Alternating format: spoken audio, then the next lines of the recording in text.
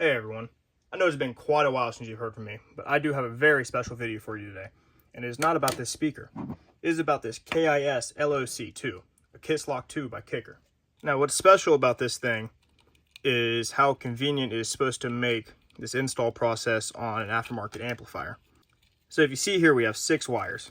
We have 2 for our left, 2 for our right, a ground, and then we actually have a 12 volt amp turn on. And that actually says it all right there on the back. So we have our left and right, positive and negative, and then we have a chassis ground.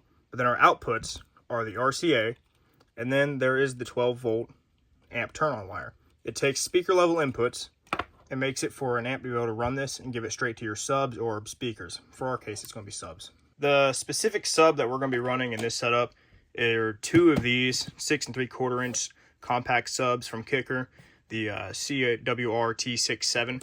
These are already installed in my car, and I'll give you some more backstory on that here in a second. I'm really excited to see this thing bring these back to life.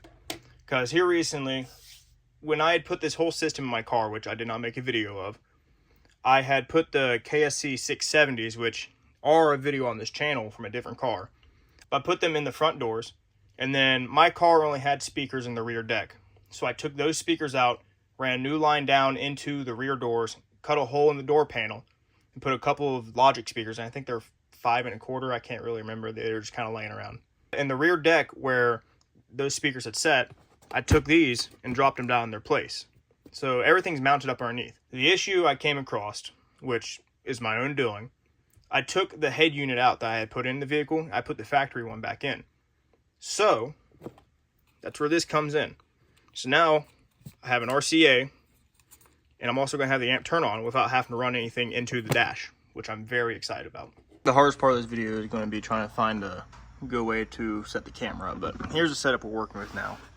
There's my subs I've dropped down in the rear deck. Here's my amp.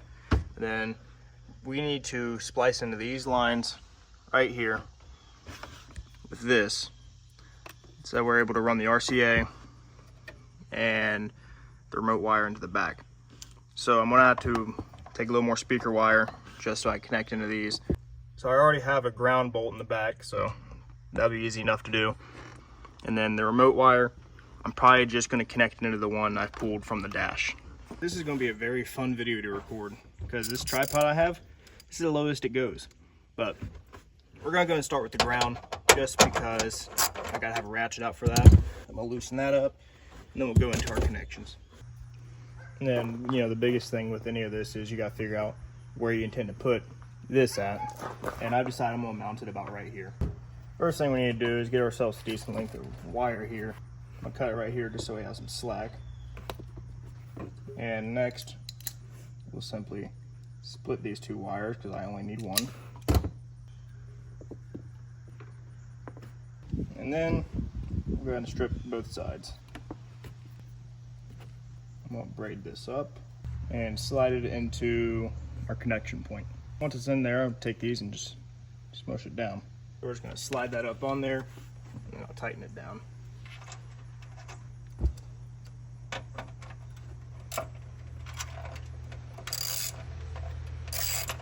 So with it in place in the back, now I'm going to go and put the ratchet away. So with this now attached to the car, we're simply going to slide it into one of these butt adapters. Connections, I should say. We'll put it on one side, and then this one goes on the other. And once they're both in there firmly, simply take our strippers and crush it down. Now we have a connection. Next, we'll go ahead and do the remote wire. We're just going to attach it to the one that's already in the amp. So cut her off about right there. With this small wire, chances are you can sometimes just grab it and pinch and pull it off, but got that off there.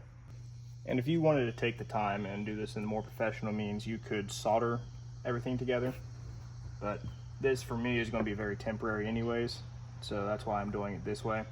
If I plan to leave this in here long term, I probably would take the time to solder everything together and then use heat shrink tubing over it, but for what I'm doing, this will work. So now all we're left with is our left and right inputs. The one with the stripe for both is going to be the negative, and then you got the positive that's solid color. So let's go ahead and start with the right side just because it's the closer side. So when we look in here where I'm going to mount this at, it's going to hang about right here. You can see these wires reach. So that's going to make this a lot easier compared to the other side. So we're on to using these little things now. The way it works is the wire that is already in the vehicle will go into this side, and then the wire we're wanting to put in goes through here. You can slide the whole thing through. So that being said, we'll simply wrap that around, put it inside, and then as you see, this is our solid, so we're gonna grab our solid on this side too, and we're gonna run the whole thing through, and we simply press down, and that'll make the connection for us. So I went and grabbed these blue ones, a little bit higher gauge wire, since these red ones are wanting to fight a little more than I appreciate. These work in the same manner though. Slide this over the existing wire, it's already in the vehicle. You can see we have a hole right there. Take our other connection, put it inside, pinch them down, fold it over, here, click, there's another connection. And now for left side inputs, we're going to do a combination of both these. We're going to run a new line over, and then once we have that line over there, we're going to splice it in like we splice these in. Went ahead and held the wire across there. We're going to need about this much, and we can put this away. We're going to do the exact same process as before. Going to make a little slit into these cables, so we're able to pull them apart just enough to work with. We're going to go ahead and do that for both sides. Now that we got them split apart, we'll go ahead and strip down the end.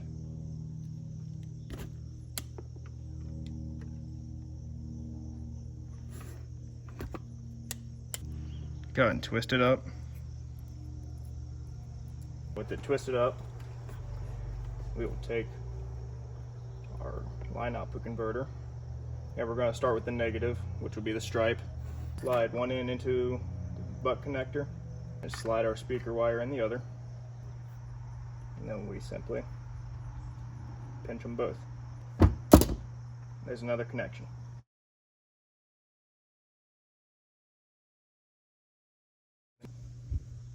We'll strip a little bit of the end off just to have it. It's not really necessary because the quick splice pushes down into the wire. We'll just simply slide it in. Slide this end on over here. And with them both in place, pinch down.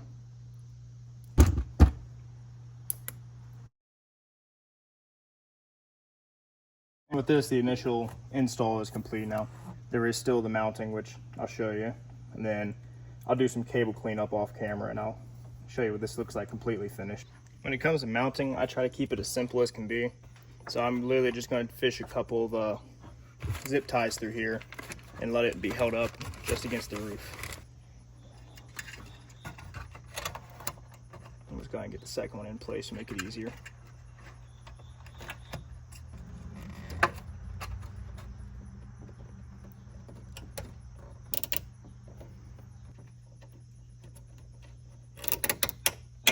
Plug our RCAs in, which for me, this is how I normally color code mine. We'll give her a test. All right, so we're looking at a little bit of a rat nest in here. I mean, it does not look the prettiest. So give me a second to get this all cleaned up and I'll show you what it looks like. Just like that, everything's tucked away all nice and neat. I used a few zip ties and just got everything hung up to where it's not gonna be in the way of anything in the trunk. If I was doing this on somebody else's car, I would have taken the rear deck out and ran all the wires up here so they'd really be just hidden. But since this is my car and this is a temporary setup, I decided this is going to be good enough for me. This little box has been in my car for about a week now, and I absolutely have no complaints about it. It has done a wonderful job. The sound quality to both the speakers is great. It's not distorted or compressed in any manner, and I've had no issues with power supply being left on. Overall, just this KisLoc2 is a great purchase. I have no complaints about it whatsoever. I hope you enjoyed today's video. If you did, be sure to subscribe and check out some more of them. But I will see you all next time. And until then, have a blessed one.